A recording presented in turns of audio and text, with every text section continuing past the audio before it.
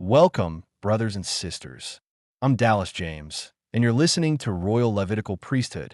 Today we open a chapter from the new ebook Bearing Witness to the Light, a chapter that examines the most contested verse in the entire New Testament. John chapter 1, verse 1. We're going to listen carefully to what the Urim Thummim version, the UTV, says here.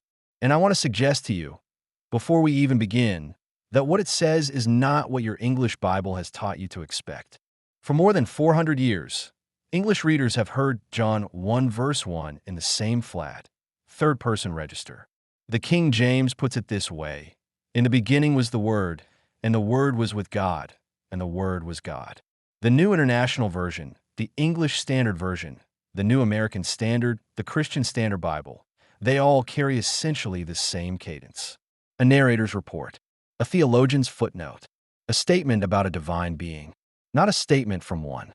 That rendering is not wrong as far as the Greek grammar permits it, but it is not the only honest reading the Greek permits, and it is not the reading the UTV chose. The UTV chose to listen for the witness on the witness stand, and what it heard, it transcribed in the first person. Listen carefully now to the verse as the UTV gives it. "Originally I was the Word, but the Word I was with Elohim, and Elohim I was the Word. The same was originally with Elohim. All things came into existence by him, and apart from him nothing came into existence that appeared in history. In him was life, and the life was the light of human beings. And the light shines in darkness, but the darkness does not seize upon it." Hear the difference. The standard translations open, "In the beginning was the Word." The UTV opens, "Originally I was the Word." The standard translations carry on in the third person, "The Word, the Word, the Word." The UTV carries on in the first, "I was, I was, I was." The standard translations in the prologue's opening movement with, "The darkness has not overcome it," or, in the older Bibles, "The darkness comprehended it not." The UTV ends it with a muscular phrase, "The darkness does not seize upon it." Three things change the moment you hear the UTV reading. The voice changes, the geometry of the sentence changes, and the relationship between light and dark changes. Each of these, I want to argue, is not a translator's flourish. Each is a recovery of what the prologue is actually doing. John is not introducing a doctrine. John is opening a courtroom, and the first witness to take the stand is the Word himself. Begin with the voice. "Originally, I was the Word." Not, "In the beginning was the Word," but "Originally, I was the Word." The Logos is not being described. The Logos is testifying.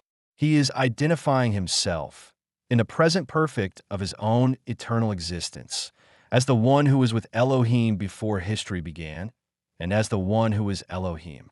This is not a third-party report about a divine being. This is testimony from the witness stand. Think about what that means. A third-person narrative report can always be set aside as one writer's opinion. A first-person testimony cannot. When the speaker on the witness stand says, "I am the one who was with Elohim," and "I am the one who is Elohim," every theology that denies the full divinity of the Son loses its footing in the verse itself. There is no room left to slide a comma in and call him a God, or divine in a lesser sense, or a created agent of God. The Word has spoken in his own voice and named himself. No translation that denies the Son's full divinity can carry the UTV's rendering and remain consistent with itself. Now hear the geometry of the second clause. "The Word I was with Elohim, and Elohim I was the Word." Notice what just happened. The two halves of that sentence cross over each other. The Word with Elohim. Elohim was the Word. It is a mirror. It is a chiasm, a literary structure the Hebrew prophets and the Greek-speaking apostles used when they wanted you to see two truths held together at once, without either one swallowing the other. The Word was with Elohim, meaning the speaker is distinguishable from the Father in personal address. He can stand face to face with the Father. And Elohim was the Word, meaning the same divine substance is shared without remainder, not divided, not diminished, not subordinated. The Greek of the Apostle John says chi theos and ho logos, and the UTV preserves both halves of that statement without collapsing either one into the other. Most English translations flatten the mirror into a flat row of equal signs. The UTV keeps the mirror standing. Then comes the third change. Most older English Bibles say, "The light shines in darkness, and the darkness comprehended it not." Newer ones say, "The darkness has not overcome it." That older word, comprehended, sounds like a failure of understanding, as if the dark just couldn't quite work out what the light was saying. But the Greek word there, katalambano, is a far stronger word than that. It means to seize, to lay hold of, to grasp violently, to overpower and take captive. The UTV recovers that strength. The light shines in darkness, but the darkness does not seize upon it. Do you hear the difference? This is not the dark scratching its head in confusion. This is the dark lunging at the light and being unable to take him down. The light is not vulnerable to capture. The light cannot be apprehended by the dark. It can only be received, and only by those who believe. The first-person voice continues into verse 14. The UTV reads, "And the Word appeared in history as flesh, and lived among us, and we beheld his glory, the glory as of the only begotten of the Father, full of grace and truth." Pay close attention to the phrase "appeared in history." The King James says the Word was made flesh. That phrasing, "was made," has trained generations of readers to think the Word was created at Bethlehem, that something new was manufactured on the night of the Nativity. But the Word was not made at Bethlehem. The Word was seen at Bethlehem. The eternal substance of the Son did not begin in a manger. The eternal substance of the Son became visible in a manger.